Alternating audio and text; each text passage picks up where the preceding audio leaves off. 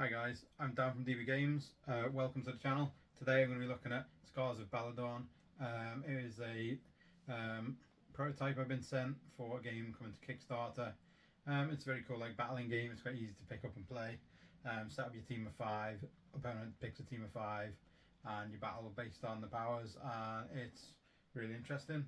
So if you like this type of video, please subscribe to the channel. It really helps.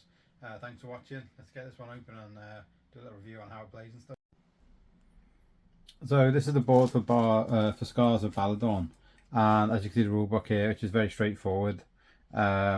Basic way of playing is you get 5 characters, you choose a captain and you have 4 other characters. The captain can do a special kind of ability where it can inspire its people around it, and then the units are basically very standard units like spearmen, axemen, cavalry, archers, and things like that.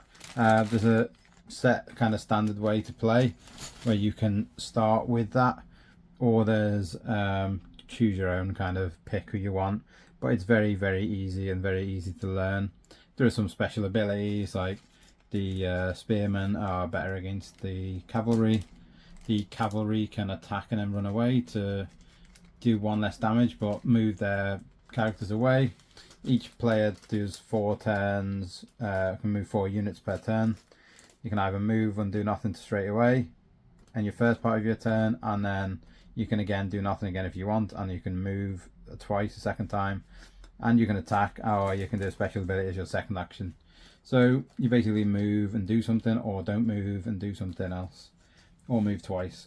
It's very easy to play. It's very straightforward. The battle's pretty easy, and there's a few little bits of extra rules like extra terrain you can put down. There's blue, red, brown, and I can't remember the other one for the front.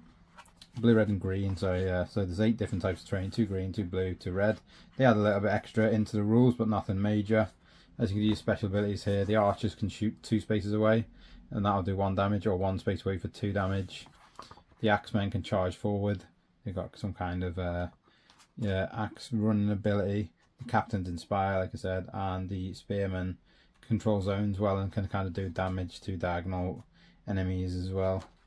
And they do damage back when they're attacked by cavalry.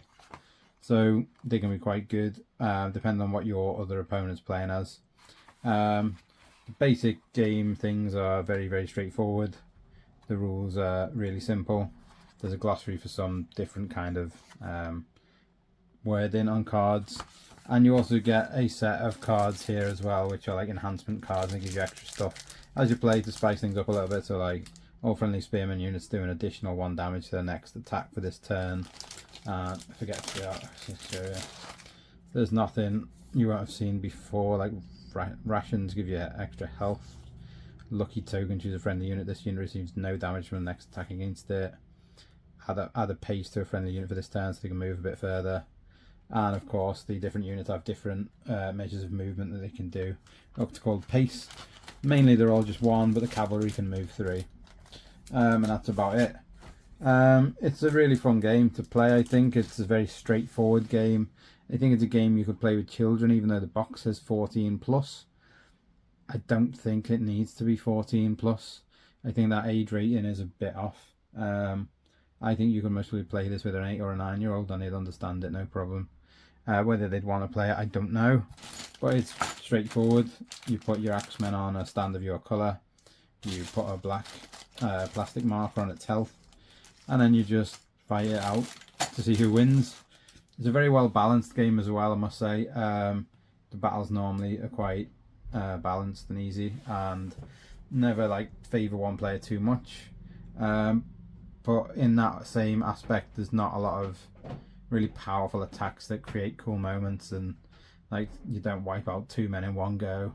You don't get to like do a heavy swing that like really turns the tide of battle in your favour. It's, I don't know, there's something a little bit missing for me. I'd give this game like a 7 or 6.5 out of 10. It's fun, it's interesting, but the combat is very well balanced. So there's not that, like, there's no super powerful people, there's no like real heroic powers or your captain doesn't get to do like 20 damage in a hit or something crazy. There's none of that like extra craziness or insanity added in. These cards do add a bit of extra spice, but they're not normally like super game changing. I think there could be some more cool powers added to make it a bit more exciting. But it's a good game overall, and I think it's a great game to introduce battling type of mechanics to younger players and to new players to the game. So I recommend it if you want it for some introductory games or some lighter gaming sessions. Thanks for watching the video. See you on the next one.